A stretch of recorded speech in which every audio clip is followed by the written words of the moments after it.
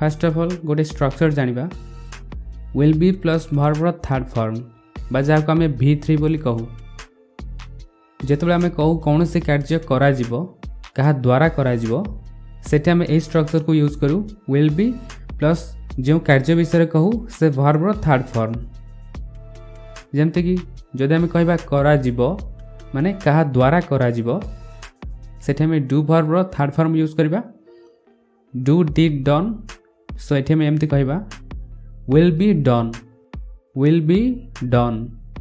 करा जिवो सेमती जदि आम कहबा कुहा जिवो कहा द्वारा कुहा जिवो एठी भी आम सेमती tell verb third form use करबा टोल्ड एमती कहबा will be told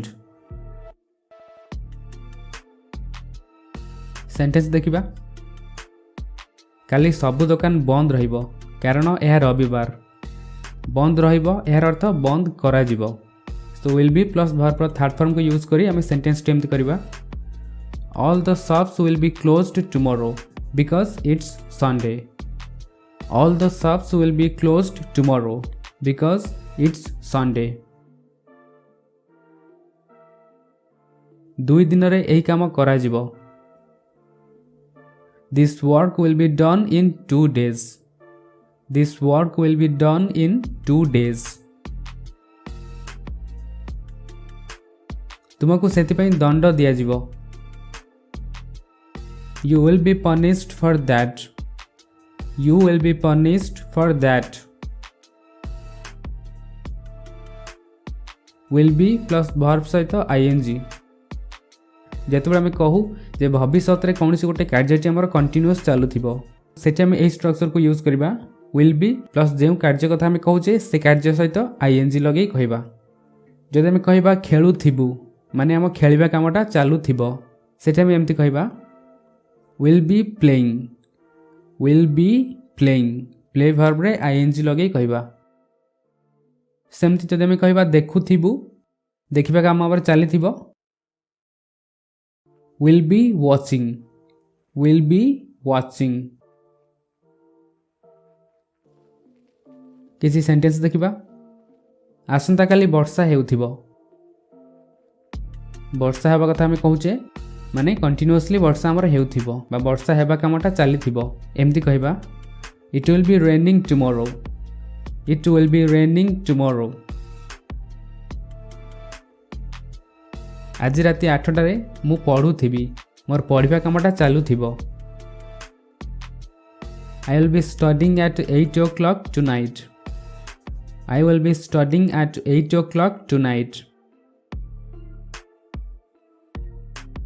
आसंता मंगलवार सकाळे मु फांका रहिबी बा मु फांका थिबी एथिपे आमी विल बी को यूज करी एमती मध्ये कहि परिबा I will be free next Tuesday morning.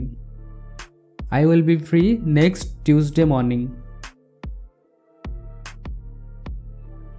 एही ऊपर बेला छात्र माने लैब रे रहिबे The students will be in the lab this afternoon. The students will be in the lab this afternoon.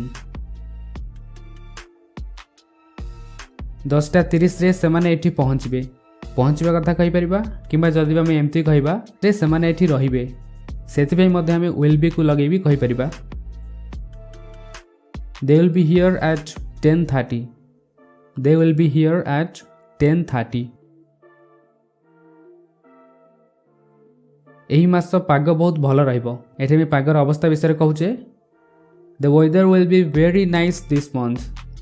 The weather will be very nice this month. आसंता सप्ताह रे Rajesh New York रे थिबो Rajesh will be in New York next week. Rajesh will be in New York next week. से बुधवार दिन शहर को फेरिबे She will be back in the city on Wednesday. She will be back in the city on Wednesday. पाग भल नथिबारु सेमाने दिन सारा घरे रहिबे They will be at home all day because the weather is not good. They will be at home all day because the weather is not good.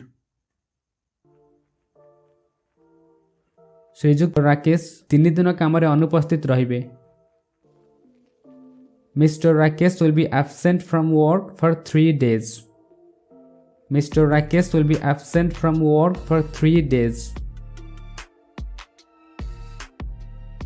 आज रातिरे एक आकर्षणीय कार्यक्रम हेबो। There will be an interesting program tonight. There will be an interesting program tonight. So that's it guys. Thank you so much for watching. I hope ये video आपन की सिखबा को मिलिथिबो। सो प्लीज वीडियो को लाइक करंतु and channel को subscribe करंतु जदि आपन चैनल को सब्सक्राइब करना हंती। Thank you and take care. Bye.